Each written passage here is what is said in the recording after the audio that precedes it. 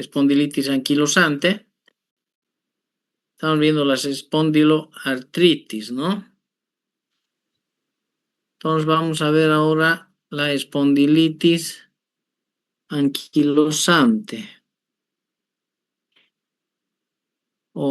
Perdón, la artritis reactiva.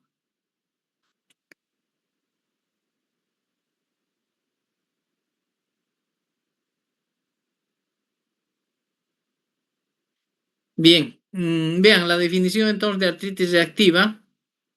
Es una artritis aguda, no supurada, que aparece como complicación de una infección localizada en otro sitio del organismo. Bien, entonces la artritis reactiva, vean, es una complicación de un proceso infeccioso localizado en otro organismo, ¿no? Y que se manifiesta en las articulaciones de manera aguda. Se parece a la definición de qué patología. A ver, alguien me dice. Hay otra patología que se parece más o menos en la definición.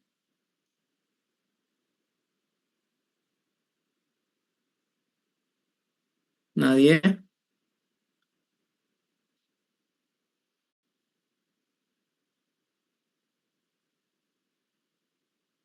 A ver si se acuerdan, ¿ya? Bien, entonces, generalmente, vean, son artropatías que siguen a infecciones urogenitales. ¿Ya? Entonces, el foco inicial de infección es un proceso urogenital y que sufre predominantemente individuos que tienen el antígeno HLA-B27. Por eso ingresa a este grupo de patologías, ¿no es cierto?, en las espondiloartritis, porque comparten este aspecto, que es la positividad del HLA-B27. Entonces, una artritis aguda no supurada secundaria, ¿no? Como complicación de una infección localizada en otro sitio del organismo, generalmente una infección urogenital en personas que tienen HLA-B27. Esa es la definición. Bueno, ahí está gran parte, ¿no?, del cuadro clínico también. Entonces, miren la definición. Hay que tener en cuenta aquello. Antiguamente se conocía como síndrome de Reiter, ¿ya?, que estaba conformado, vean, por artritis, uretritis y conjuntivitis. Ese es el antiguo síndrome de Reiter. Ahora se denomina artritis reactiva, porque además de estas tres manifestaciones clínicas, tiene otros síntomas también. Hay síntomas generales, hay síntomas extraarticulares, entonces más amplio el cuadro clínico actualmente, ¿no? Pero pueden encontrarlo como síndrome de Reiter en algunos casos. Es sinónimo. En cuanto a la epidemiología, vean, hay varios gérmenes que están comprometidos en la infección que da inicio al proceso, ¿no? Vean, cuando el germen se trata de Shigella, Yersinia o Clamidia, constituyen los desencadenantes. Entre el 60 y 85% de los pacientes poseen el HLA-B27. Entonces, cuando estos gérmenes son los causantes del proceso infeccioso, entre el 60 y 85% de los pacientes poseen el B27. Bueno, pero si los gérmenes desencadenantes son Salmonella o Campylobacter, menos del 50% de los pacientes poseen B27. ¿Ya? A ver, vamos a cerrar esos micrófonos. Ya.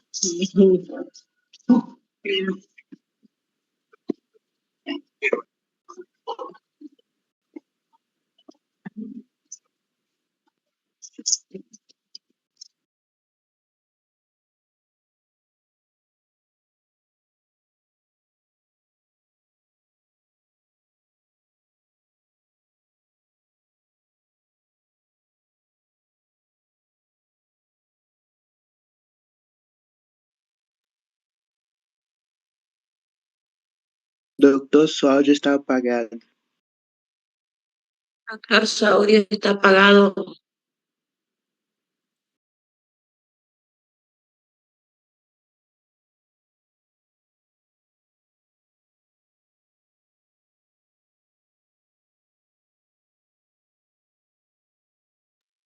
Doctor, su audio está apagado.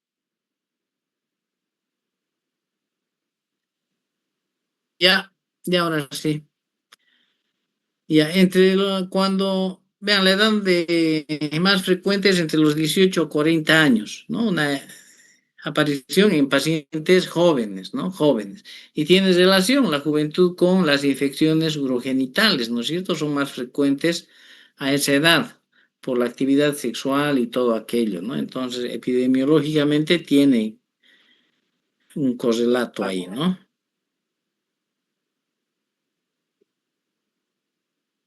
Bien. En cuanto a la patología, ven, la artritis que se produce a nivel de la articulación es similar a las otras patologías inflamatorias. Es una artritis, ¿no? Con afectación de la cápsula sinovial y otras estructuras articulares. Entonces, es una artritis similar a cualquier otra de las artropatías que estamos viendo, aunque con ciertas diferencias. Vean, la entesitis en este caso presenta mayor vascularidad e infiltración de macrófagos, ¿no? Es un proceso inflamatorio similar, pero con algunos detallitos ahí.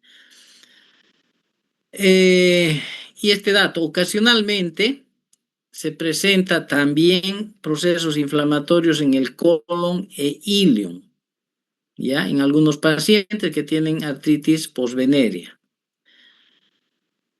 En cambio, no es tan común en pacientes que tienen una artritis reactiva postintestinal. Ven, el foco infeccioso inicial puede ser urogenital o puede ser intestinal también, ¿no? Y en los que tienen una artritis postvenérea, generalmente hay también inflamación del colon e ilion, aunque no es tan frecuente como la artritis enteropática que vamos a ver después, ¿ya? Pero hay que ir viendo estos detalles. Las lesiones a nivel de la piel, las lesiones cutáneas, son idénticas desde el punto de vista histológico a las lesiones de la psoriasis. ¿Ya? Entonces, vean, esta artritis cursa con lesiones en piel que se parecen, son idénticas, dice, con las lesiones en la psoriasis. ¿Ya? Después vamos a ver la artritis psoriásica también, que es otra variedad. Pero vean, todas tienen relación en alguna cosa, ¿no? Entre las causas, Shigella flexneri se ha encontrado en la mayor parte de los casos de artritis reactiva, tanto esporádica como epidémica. Y entonces el germen más frecuente es la Shigella flexneri. Y luego hay otra serie de gérmenes también que están comprometidos, como Salmonella, Yersinia enterocolítica, Campylobacter jejuni, Clamidia trachomatis, ¿ya? Entonces son otras bacterias. Además, vean, Yersinia pseudotuberculosis, Clostridium difficile y Ureoplasma urealítico también. Entonces son varios gérmenes que están comprometidos en el foco infeccioso inicial. ¿Qué tienen en común todos estos gérmenes? Que la mayoría de ellos producen lipopolisacárido, ¿ya? Este lipopolisacárido le da una capacidad para atacar a las mucosas, invadir las células y sobrevivir en el interior de estas células. Esa es la característica de estos gérmenes, ¿ya? Eso es lo común. Entonces, que tienen son productores del lipopolisacárido. Eso es importante. A nivel de la articulación, en la sinovial inflamada se encuentran células T que responden específicamente a los antígenos del microorganismo responsable. Y entonces vean ustedes, hay una reacción cruzada, inmunitaria cruzada ahí en la articulación. Por eso se produce la inflamación, porque hay células T que responden a antígenos de estos organismos, pero que están localizados ahí en la articulación. En cuanto a las manifestaciones clínicas,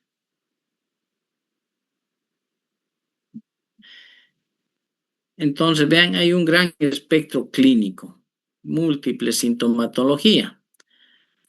Puede presentarse como una monoartritis transitoria aisladas, dice, ya una sola articulación que esté afectada y que pase espontáneamente, que dure un tiempo y que pase espontáneamente. Una monoartritis o una enfermedad grave que afecta de manera sistémica a muchos órganos y aparatos del organismo, entonces comprometiendo seriamente el estado general del paciente, ¿no? Entonces vean, el cuadro clínico puede ser desde algo leve, como una monoartritis nada más, hasta un proceso sistémico con afectación de varios órganos, ¿no? Entonces ese es el espectro clínico. ¿Qué es lo llamativo y qué es lo que hay que averiguar en los antecedentes del paciente cuando estamos haciendo la anamnesis?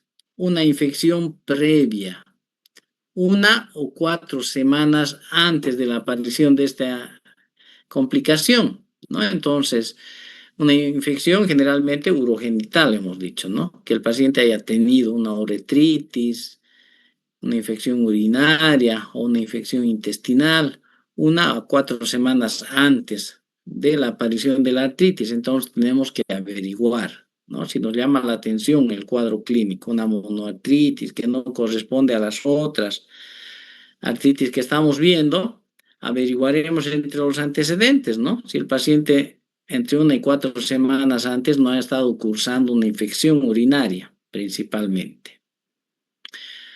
Puede no haber ese dato, ¿no? Pero tenemos que averiguar otros antecedentes, por ejemplo, el cambio reciente de una pareja sexual, ¿ya? Que le haya transmitido alguna infección sexual asintomática, ¿no? Entonces es un dato importante en los antecedentes, eso, el cambio reciente de una pareja sexual. Entonces, como todos estos procesos, vean, hay unos síntomas generales y hay unos síntomas específicos, musculoesqueléticos y de otros órganos, ¿no? Entre los síntomas generales, como cualquier proceso inflamatorio, fatiga, malestar, fiebre, pérdida de peso, ¿no? En una primera instancia. Un síndrome tóxico infeccioso, ¿no? Que puede corresponder a cualquier proceso inflamatorio. En esta etapa no vamos a hacer diagnóstico, ¿no es cierto? Ya después se sobreponen o se añaden los síntomas musculoesqueléticos. Ya vean que generalmente son de un comienzo agudo, rápido. ¿Cómo se manifiestan? Como una artritis asimétrica y aditiva. Vean, en pocos días o entre 1 y 2 semanas de evolución. Entonces, primero tenemos los síntomas generales y luego rápidamente se instalan los síntomas musculoesqueléticos. ¿Con qué características? De tipo asimétrico y aditivo. Entonces, se van sumando rápidamente más y más articulaciones inflamadas, ¿no? Y lo característico llamativo es que fue de manera asimétrica para diferenciar otro tipo de artritis, como la artritis reumatoidea, ¿no es cierto? Que generalmente es simétrica. Bien. ¿Qué articulaciones son las más afectadas? Están aquí, vean ustedes. Las articulaciones de los miembros inferiores, a diferencia de la artritis reumatoidea, ¿no es cierto? Que generalmente son los miembros superiores las más afectadas. En este caso, miembros inferiores. Entre ellas, rodillas, tobillos, articulaciones subastragalinas, metatarsofalángicas e interfalángicas del pie, ¿ya? Luego, en extremidades superiores, muñeca, dedos de la mano, y son articulaciones bastante dolorosas, ¿ya? Entonces vean la diferencia con la artritis reumatoidea. En este caso es asimétrica y compromete más las extremidades inferiores que las superiores. Eso nos tiene que llamar la atención en el cuadro clínico, ¿no? Para hacer el diagnóstico diferencial. Entonces aquí están, vean, las articulaciones afectadas, ¿no?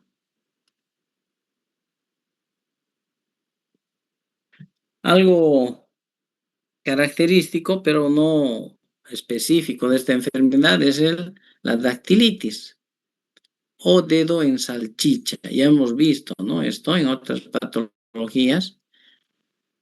El dedo edematizado, hinchado, brilloso, aumentado de volumen, dactilitis o dedo en salchicha. En este caso es un solo dedo el que se afecta, no son varios dedos, es un solo dedo el que se afecta. Ya vamos a ver la imagen. Luego tenemos tendinitis y fascitis, ¿ya? Que producen dolor en los puntos de inserción. Ya hemos mencionado eso, ¿no es cierto? A nivel de qué tendones, vean, es más característico en el tendón de Aquiles. Entonces el paciente por eso refiere dolor en el pie, ¿no es cierto? En la inserción del tendón de Aquiles. En la fascia plantar y también en el esqueleto axial. Entonces, en la columna vertebral también hay inflamación y dolor. Entonces, vean, dolor de espalda y región lumbar son frecuentes.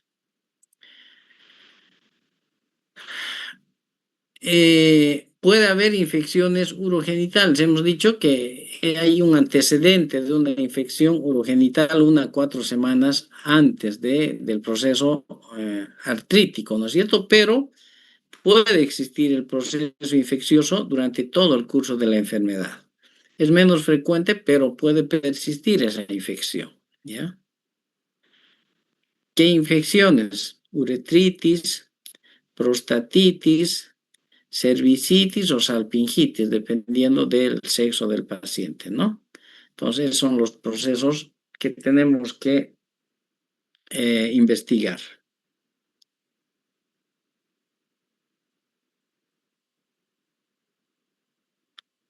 Luego hemos dicho que hay una afección ocular también, ¿no?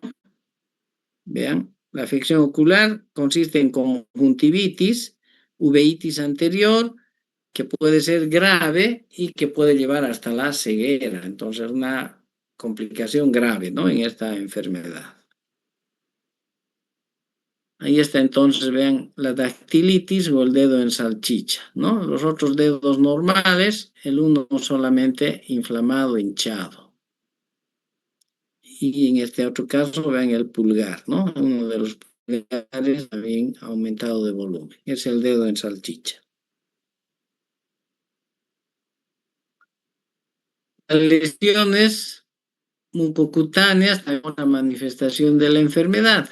Y vean, a nivel de la boca podemos encontrar úlceras superficiales, ¿ya? Que desaparecen también espontáneamente. Son dolorosas o a veces no presentan ninguna molestia. Pero tenemos que examinar o preguntar, ¿no? Si el paciente ha tenido úlceras. La lesión cutánea característica, ven esta lesión en la piel, la queratodermia blenorrágica se llama. ¿Ya? Esto tienen que grabarse. La lesión cutánea característica de la artritis reactiva es la queratodermia blenorrágica. ¿En qué consiste? Son unas vesículas que se vuelven hiperqueratóxicas, se secan, ¿no es cierto? Se hacen una costra y acaban en costras en las palmas de las manos y en la planta de los pies. Entonces eso tenemos que averiguar, investigar, examinar, palma de las manos y planta de los pies, buscando esta lesión que es la queratodermia blenorrágica. Luego, la lanitis circinada es una lesión similar a la queratodermia blenorrágica, pero que aparece a nivel del pene, ¿ya? A nivel del glande y del prepucio. Entonces, la balanitis circinada es una lesión igual vesicular que se vuelve costrosa a nivel genital. Es una... La afectación en otros órganos, tenemos, por ejemplo, defectos de conducción en el corazón, bloqueos, ¿ya? Bloqueos, puede haber insuficiencia aórtica, pueden haber lesiones en el sistema nervioso central o periférico, y a nivel pulmonar también puede haber infiltrados o una con derrame pleural. Entonces, vean, son varios, todos los órganos se pueden afectar. Además de las articulaciones que tenemos, la piel, tenemos la boca, tenemos los ojos, tenemos lesiones cardíacas, tenemos lesiones neurológicas, lesiones pulmonares, ¿no? Entonces, vean, varios órganos se pueden afectar en la artritis esta. Entonces, ahí está, ¿no? Las lesiones. La queratodermia blenorrágica, vean, y esta es la balanitis circinada, el glande. Y las úlceras en la mucosa oral, ¿no? En la lengua. Entonces son lesiones características, vean ustedes. Tenemos que buscar este tipo de lesiones. Con eso se hace el diagnóstico, ¿no? Este tipo de lesiones no hay en otras artritis. Entonces son características de esta forma de artritis. Laboratorialmente, la velocidad de sedimentación globular elevada durante la actividad, la anemia que ya hemos repetido varias veces, reactantes de fase aguda elevados como la BCG, la PCR, mucoproteínas, etc.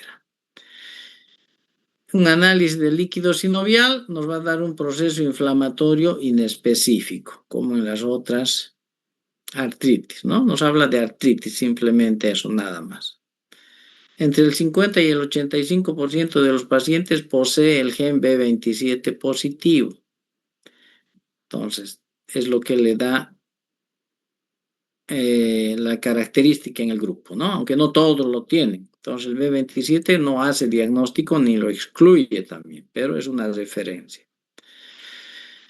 Ocasionalmente se cultiva el microorganismo Yersinia o clamidia en la articulación inflamada o a nivel genital, urogenital, ¿no? Ya hemos dicho, es antecedente de una infección, pero ocasionalmente puede persistir la infección y se puede cultivar.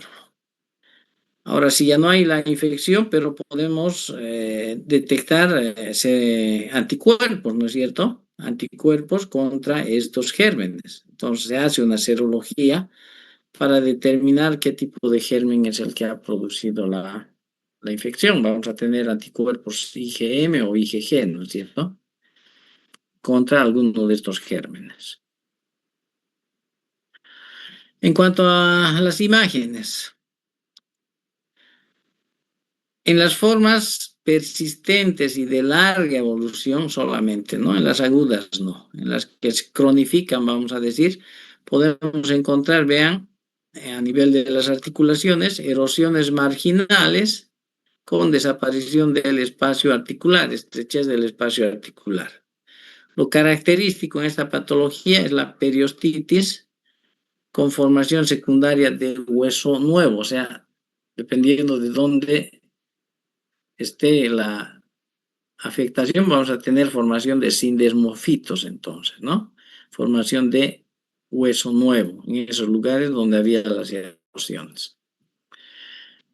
En la fascia plantar son frecuentes los espolones óseos, lo que produce dolor, incomodidad al caminar, ya en el talón del pie. Podemos encontrar sacroileitis y espondilitis como secuelas tardías. Entonces vean, sacroileitis y espondilitis, que puede semejar a una espondilitis anquilosante, ¿no? En las fases tardías de la enfermedad. Entonces aquí están, vean, los picos del loro que pueden aparecer en esta enfermedad. Y aquí en el talón, vean el espolón, aquí en el calcáneo, ¿no? Este es el espolón. Y esto molesta al caminar, ¿no? Produce dolor.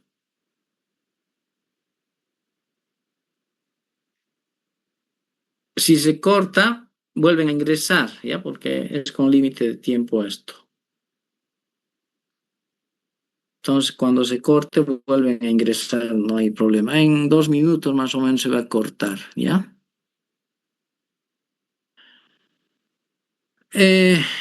Para el diagnóstico es eminentemente clínico, no hay ningún estudio de laboratorio ni radiológico que nos haga el diagnóstico, ¿no es cierto? Vean, el diagnóstico es clínico. Entonces no hay signos radiológicos ni de laboratorio que nos digan, que nos hagan el diagnóstico, son simplemente complementarios. ¿En qué tipo de pacientes debemos sospechar esta enfermedad? En pacientes que tienen una tendinitis o artritis aditiva. ¿Ya? Un proceso que sea inflamatorio agudo y asimétrico. Entonces, artritis asimétrica. Antecedente de una infección intestinal o urogenital que haya cursado con diarrea o disuria 1 a 4 semanas antes del proceso. La distribución de las lesiones articulares, ¿no? Ya hemos dicho extremidades inferiores, los órganos afectados, la piel, los ojos, etcétera, etcétera, nos van a hacer sospechar, ¿no? Esas lesiones características de la piel también. El líquido sinovial nos va a dar inflamatorio nada más. El B27 tiene importancia pronóstica en cuanto a gravedad, cronicidad y tendencia a la espondilitis y la uveitis. Los pacientes que tienen B27 entonces tienen mayor tendencia a cronificar las artritis y a la afectación de la columna vertebral, ¿no?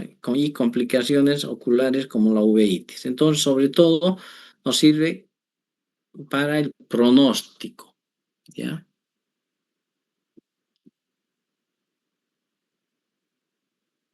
El tratamiento.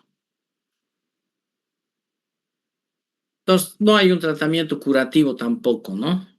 No hay un tratamiento curativo, entonces el tratamiento es sintomático. AINES, entonces vean, son los fármacos de primera línea, los antiinflamatorios no esteroideos. Y el efecto de estos, vean, es variable dependiendo.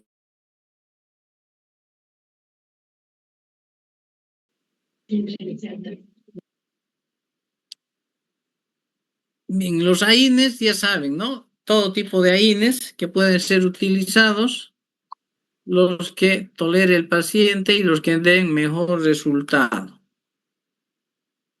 Entonces hay una gran cantidad de AINES. Luego, como es complicación de un proceso infeccioso, obviamente tenemos que referirnos a los antibióticos, ¿no? El uso de antibióticos, vean, no está plenamente establecido ni demostrado que sean efectivos cuando ya está establecida la artritis, ¿no? Porque el proceso infeccioso habitualmente ya ha pasado. Es un antecedente el proceso infeccioso. Pero si el proceso infeccioso es persistente, hay positividad en el cultivo, el paciente está cursando con la infección, entonces, por ejemplo, una uretritis, ¿no es cierto? En ese caso sí hay que utilizar antibiótico, pues, ¿no? Cuando hay infección presente, sí tenemos que utilizar antibiótico. Si tenemos un cultivo positivo y tenemos la sensibilidad al antibiótico, entonces utilizamos el antibiótico, ¿no?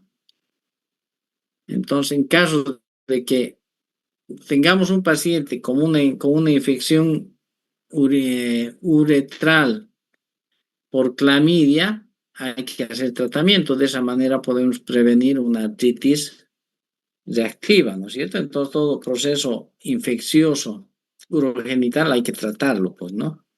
De esa manera prevenimos la artritis. La sulfasalacina es un antiinflamatorio, ¿no? Que se utiliza en este tipo de artritis y también en la enfermedad inflamatoria intestinal crónica, ¿se acuerdan? La sulfasalacina. Entonces ahí tienen las dosis. Luego tenemos los inmunosupresores como la satioprina, el metotrexate, etcétera, cuando las artritis son persistentes y no responden al tratamiento habitual, ¿no? Los glucocorticoides están indicados de manera local, vean, con infiltración de glucocorticoides. y obviamente glucocorticoides sistémicos en el caso de una complicación ocular como la uveitis. Entonces los glucocorticoides sistémicos están indicados para salvar el ojo, ¿no?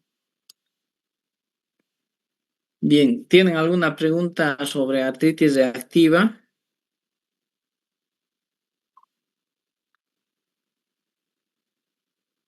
Entonces vamos a pasar a ver otra forma de artritis, que es la artritis psoriásica. Está relacionado con la psoriasis, como su nombre indica, ¿no es cierto? Ustedes conocen la psoriasis. ¿Qué es la psoriasis? Entonces, esta forma de artritis, vean, es una artritis inflamatoria que aparece en los individuos con psoriasis. Entonces, la artritis psoriásica es una artritis que aparece en las personas con psoriasis. En cuanto a la epidemiología, ¿qué psoriasis? Ya los pacientes con psoriasis, la prevalencia de artritis psoriásica es de 5 a 10%. Entonces, de los pacientes que tienen la psoriasis, el 5 a 10% va a desarrollar una artritis psoriásica. En caucásico, la psoriasis tiene una prevalencia de 1 a 3%. Los familiares en primer grado de pacientes con artritis psoriásica tienen mayor riesgo de padecer psoriasis, de padecer artritis psoriásica y otras variedades de espondiloartritis. Entonces vean ustedes, ¿no? Los familiares de los pacientes con artritis psoriásica pueden desarrollar también la artritis psoriásica, la psoriasis o otras espondiloartritis. De los pacientes con psoriasis, 30% tiene algún familiar de primer grado con la enfermedad también o algún proceso artrítico. En gemelos monocigotos, la concordancia para psoriasis es de 65% y para artritis psoriásica 30%. En cualquier caso, para ambas es alto, ¿no? Más alto que el común de la población. Algunos antígenos de histocompatibilidad tienen alguna relación. Vean ustedes, el CB6 tiene relación estrecha con la psoriasis. El B27 está ligado a espondilitis psoriásica. Este es el que define, el HLA-B27 define a la enfermedad, ¿no es cierto? Y está relacionado con espondilitis psoriásica. DR7, DQ3 y B57 están vinculados con artritis psoriásica. En cuanto a la patología, hay un proceso inflamatorio en la membrana sinovial que es similar a la artritis reumatoidea, ¿ya? Pero con menor hiperplasia y celularidad en este caso, y en cambio mayor vascularidad.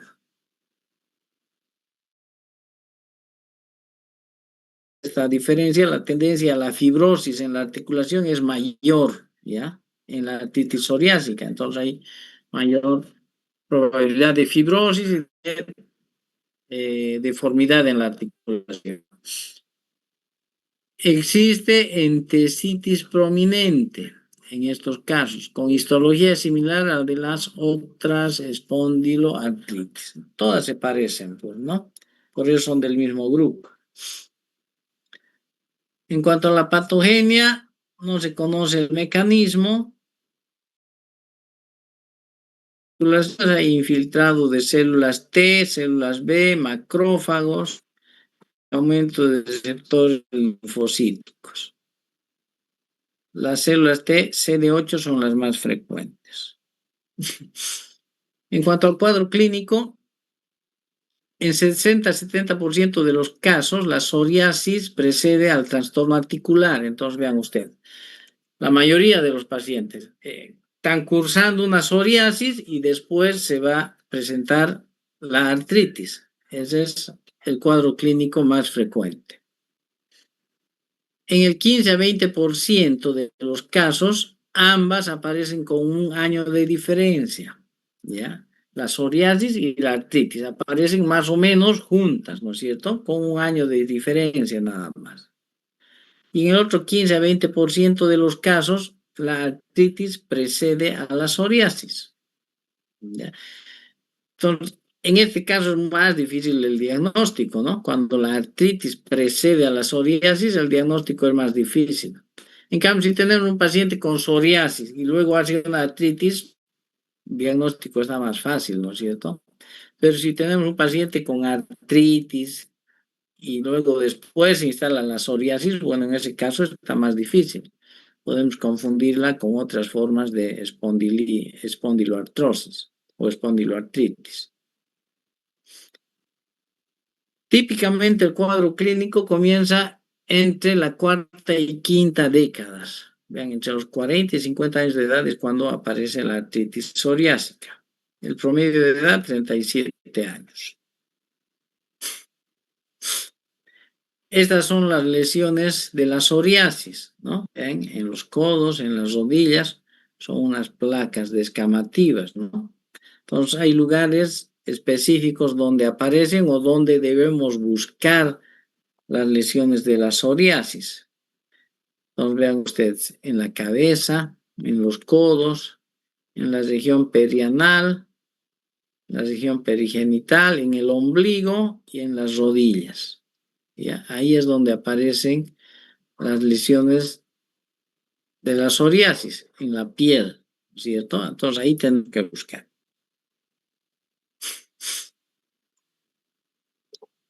De acuerdo a la forma clínica y gravedad también, vea, hay una clasificación que clasifica en 5 formas a la artritis psoriásica. Ya estos son los patrones de clasificación de Wright y Moll en 5 tipos de artritis psoriásica. La primera, artritis de las articulaciones interfalángicas distales. Entonces, vean, artritis de las articulaciones interfalángicas distales. Las interfalángicas proximales se afectan en la artritis reumatoidea, ¿no es cierto? En cambio, en la artritis psoriásica, vean, se afectan las interfalángicas distales para diferenciar. Otra forma, la oligoartritis asimétrica. Oligo quiere decir poco, ¿no es cierto? O sea, pocas articulaciones, una o dos articulaciones nada más asimétricas en un solo lado del cuerpo. Otra forma de presentación, poliartritis simétrica. Vean, esta se puede confundir con una artritis reumatoidea. La artritis reumatoidea presenta varias articulaciones y de manera simétrica en ambos lados del cuerpo. Entonces esa pues, se puede confundir con una artritis reumatoidea. La cuarta forma son lesiones axiles. Afecta columna y articulaciones sacroiliacas. Entonces esta se puede confundir con una espondilitis anquilosante. ¿Cierto? La espondilitis anquilosante afecta las articulaciones sacroiliacas y a la columna. Y finalmente la quinta forma y la más grave, la de peor pronóstico, es la artritis mutilante, una variedad destructiva de la enfermedad que afecta los dedos de la mano, con deformidad, con lisis ósea, que ya vamos a ver qué tipo de consecuencia trae. Entonces, esa es una clasificación, ¿ya?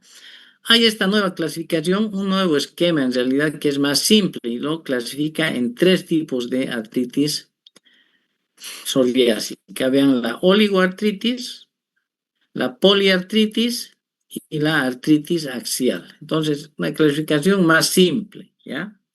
Más simple. Cualquiera de las dos sirve, ¿no? En cuanto al cuadro clínico, entonces, vean, una cosa importante, un dato importante en los pacientes con artritis psoriásica es que el 90% de los pacientes tiene trastornos, cambios o síntomas unguiales en las uñas. Entonces, todo paciente en el que sospechemos artritis psoriásica, sí o sí tenemos que examinar las uñas. En las uñas vamos a encontrar diferentes tipos de lesiones que se presenten en la... No se puede hacer el diagnóstico de artritis psoriásica sin lesiones en las uñas. Solo el 40% de pacientes con psoriasis y sin artritis presentan lesiones unguiales. Entonces, vean, las lesiones en las uñas son más frecuentes en la artritis psoriásica y no solo en la psoriasis en menor proporción. La psoriasis pustulosa conlleva una artritis más grave. Más del 30% de pacientes manifiestan dactilitis, entesitis y tenosinovitis, lesiones comunes a otros tipos de artritis o espondiloartritis que ya hemos visto, ¿no es cierto? La dactilitis hemos visto en la artritis reactiva, ¿no es cierto? La entesitis en todas estas, en la espondilitis anquilosante hemos visto entesitis y también tenosinovitis, ¿no? Entonces, 30% de los pacientes comparten esta sintomatología. Lo que les mencionaba, la osteolisis o destrucción del hueso, ¿no? Va a provocar destrucción de las falanges, ¿ya? Va a provocar acortamiento del dedo, ¿ya? Acortamiento del dedo por pérdida del hueso.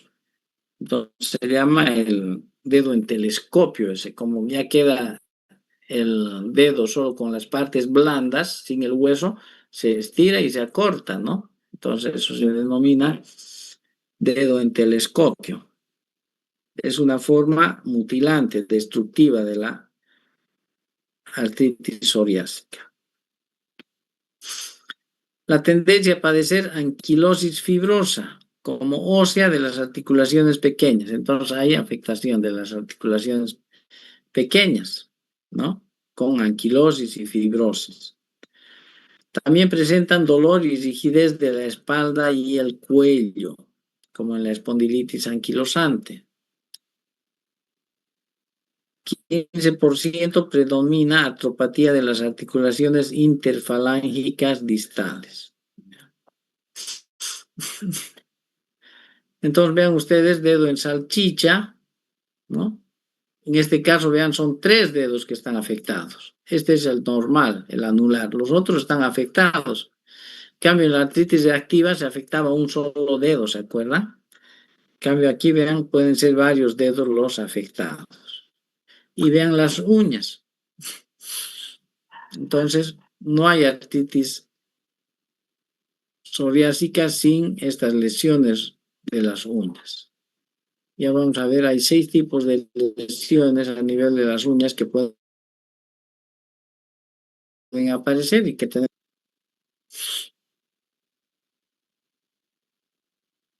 El 30% de pacientes se presentan como una oligoartritis asimétrica. Por ejemplo, afectación de la rodilla, nada más, u otra articulación grande o articulaciones pequeñas de los dedos en la mano o en los pies, ¿no?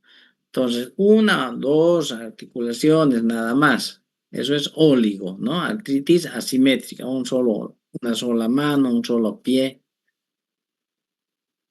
Y puede cursar con dactilitis. 40% presenta poliartritis simétrica, hemos dicho. Estos pacientes pueden confundirse con la artritis reumatoidea, ¿no? 5% artropatía axil, sin lesiones de las articulaciones periféricas. Entonces es similar a la espondilitis anquilosante. Y 5% decíamos la artritis mutilante, con el dedo en telescopio. Vean este dedo, ¿no? Se estira y se acorta por destrucción del hueso, ¿no? Estos están acortados, este dedo, estos son los que están acortados, ¿no? Se pueden estirar hasta su tamaño normal, pero por la pérdida del hueso y del sostén, entonces se acortan, ¿no?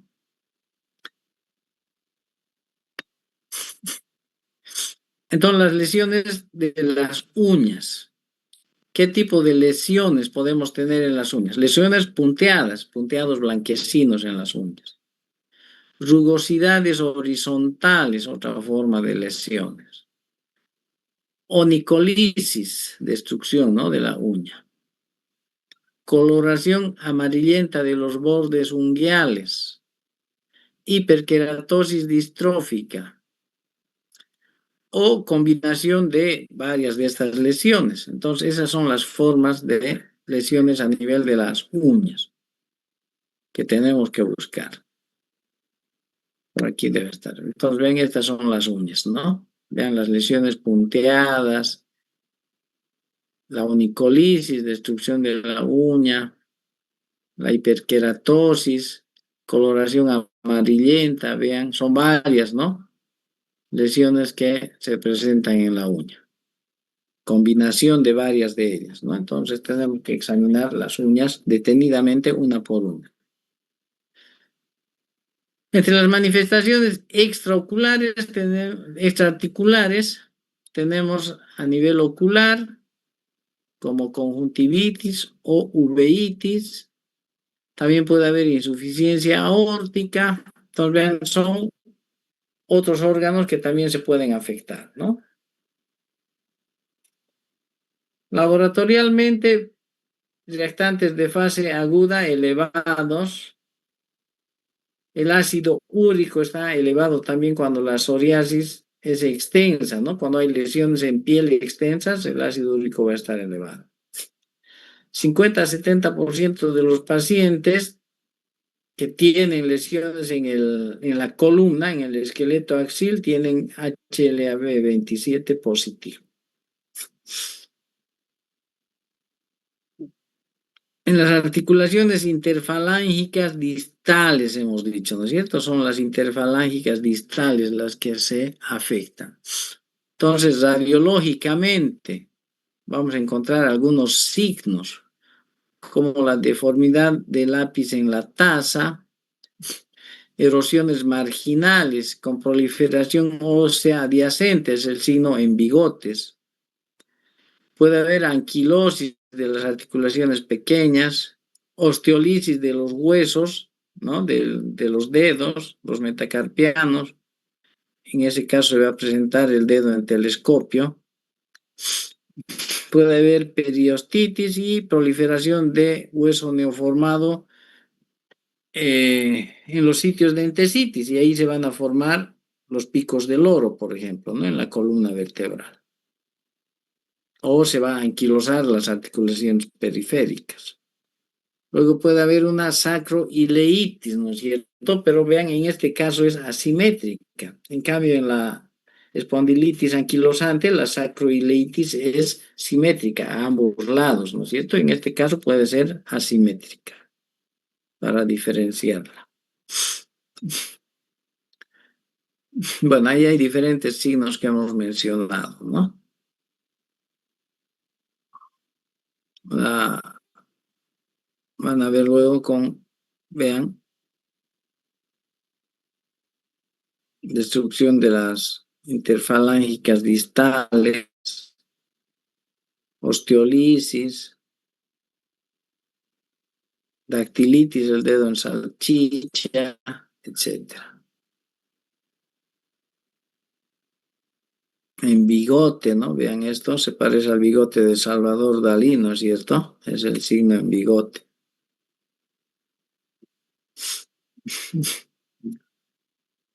Bien, para el diagnóstico, entonces, el diagnóstico es clínico, ¿no es cierto? Tenemos que sospechar en un paciente con artropatía que no tenga diagnóstico, aunque no encaje con alguna otra forma de artritis, ¿no? Hay que sospechar que sea una artritis psoriásica. Y el antecedente de psoriasis en el paciente o en sus familiares, eso ya nos va a orientar mucho más todavía para el diagnóstico, ¿no? Entonces, el antecedente de psoriasis o la presencia de psoriasis es importante para establecer el diagnóstico. Hay que buscar las lesiones cutáneas en el cuero cabelludo, en las orejas, ombligo, pliegues cutáneos, los lugares que hemos mencionado, ¿no? Hay que buscar las lesiones de psoriasis. Examinar las uñas en los dedos de las manos y los pies, importante.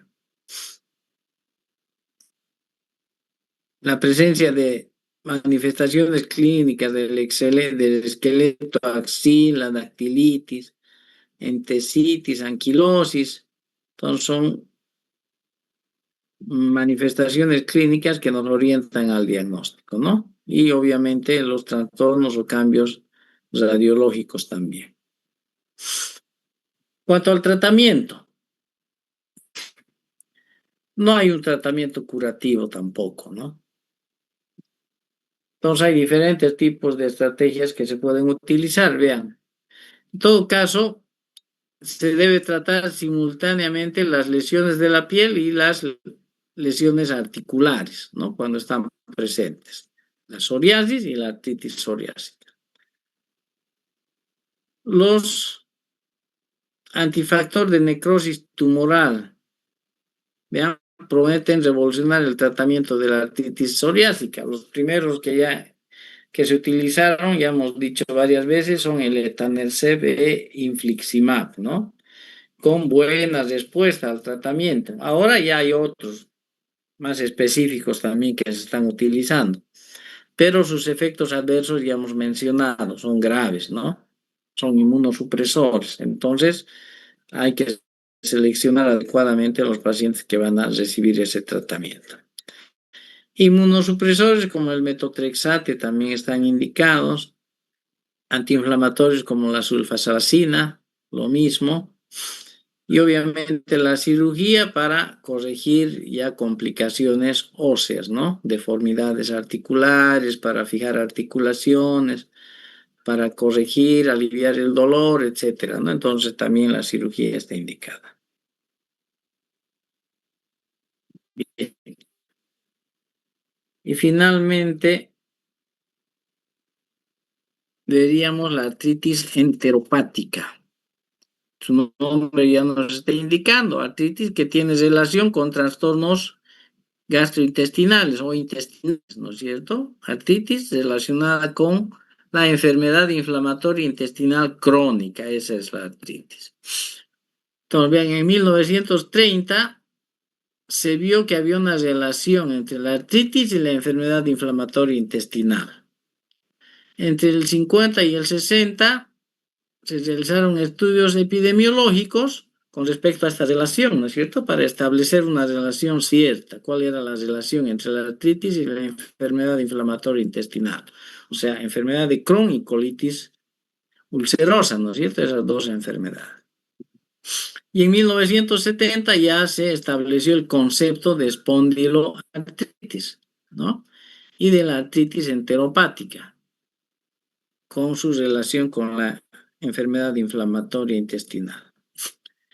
En cuanto a la epidemiología, vean, la colitis ulcerosa y la enfermedad de Crohn en sí conllevan espondiloartritis. Entonces, esa es la relación que se vio, ¿no es cierto? Pacientes con enfermedad inflamatoria que tenían relación con una forma de espondiloartritis. La espondilitis anquilosante, la primera de estas patologías que hemos visto, en 2%. Lumbalgia inflamatoria en 9%. Entesopatía en 7% y artritis periférica en 10%. Esa es la relación que hay de las espondiloartritis con la enfermedad inflamatoria intestinal, ¿ya? Desde el 2% hasta el 10% en algunos casos, ¿no? La frecuencia combinada total de espondiloartritis, todas las formas de espondiloartritis, con la enfermedad inflamatoria intestinal, vean, 19%. Ya, sumando todas, ¿no? La prevalencia, lo contrario. La prevalencia de colitis ulcerosa o enfermedad de Crohn en pacientes con espondilitis anquilosante es de 5 a 10%. Ya, entonces, vean, tienen una relación. En cuanto al cuadro clínico, la espondilitis anquilosante en la enfermedad inflamatoria intestinal es idéntica clínicamente a la variedad idiopática. Hemos visto, ¿no es cierto?, la espondilitis anquilosante como la primera de las enfermedades en la espondiloartritis. Esa es la variedad idiopática. Pero cuando se presenta asociada con la enfermedad inflamatoria intestinal, esa espondilitis anquilosante es idéntica a esta forma que la variedad idiopática. Ya es solo que está asociada a la enfermedad inflamatoria. En cuanto a la evolución, vean, su evolución es independiente del problema intestinal. ¿Ya? La espondilitis anquilosante asociado con enfermedad intestinal tienen una evolución independiente, ¿ya? Incluso la espondilitis anquilosante, vean, precede en varios años a la enfermedad intestinal. O sea, se desarrollan de manera independiente, no van paralelas en su desarrollo. Eso nos está diciendo, ¿ya? Cada una de las enfermedades va evolucionando de manera independiente. La artritis periférica, en cambio, vean, la artritis periférica, la espondilitis anquilosante es de la columna vertebral, ¿no es cierto? Esa es independiente en su evolución a la enfermedad inflamatoria intestinal. En cambio, la artritis periférica, la que afecta extremidades, es paralela a la enfermedad inflamatoria intestinal. Entonces, vean, es un cuadro diferente, ¿no? Y se puede, en relación a esto, se puede clasificar en dos tipos. El tipo 1, cuando hay menos de 5 articulaciones, evoluciona con crisis autolimitadas y recidivas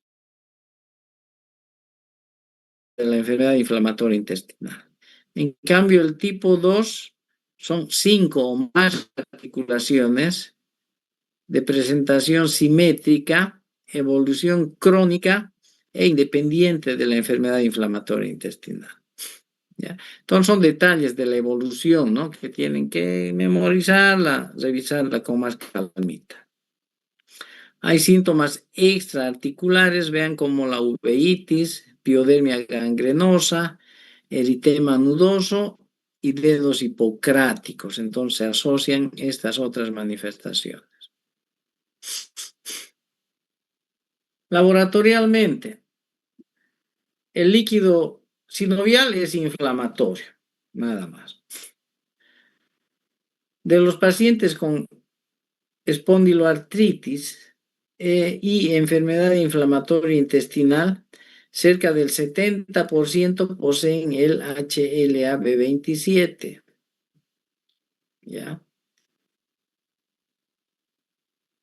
Radiológicamente, vean, los trastornos o lesiones del esqueleto axil son los mismos que de la espondilitis anquilosante no complicada.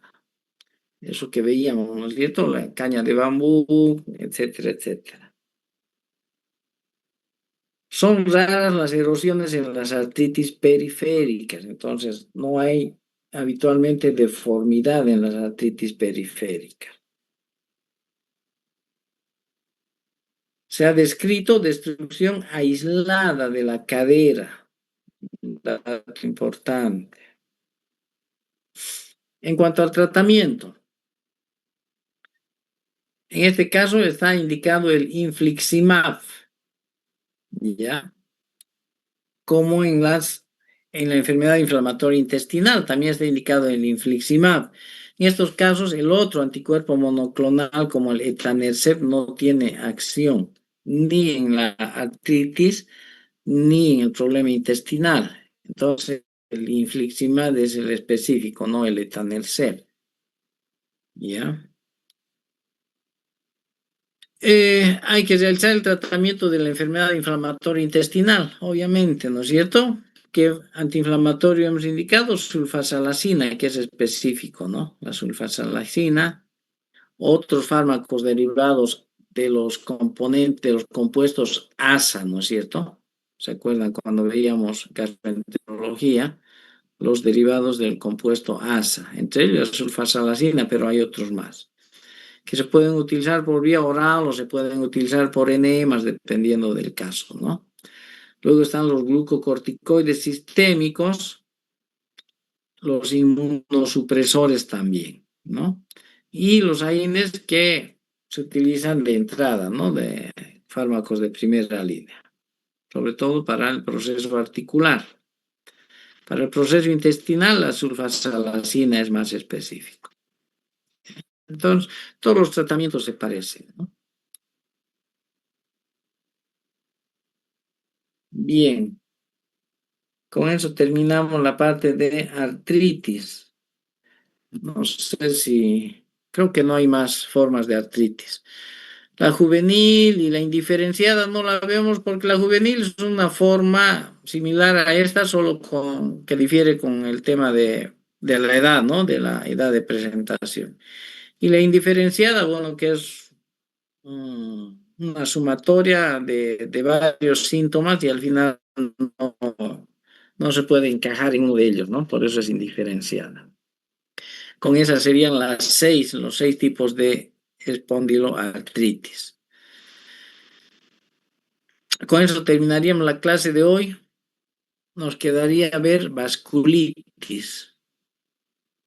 Les sugiero que vayan leyendo lo que hemos hecho hasta ahora y vasculitis. En vasculitis igual hay una serie larga de patologías, varias patologías que igual difieren entre una u otra cosita entre ellas, ¿no? Que se pueden confundir fácilmente, así como las espondiloartritis que hemos visto, ¿no es cierto? 6 variedades. En vasculitis hay más todavía, ¿no? Entonces vayan leyendo lo que hemos hecho y vayan repasando lo que vamos a ver, vasculitis, para que no les sea tan extraño.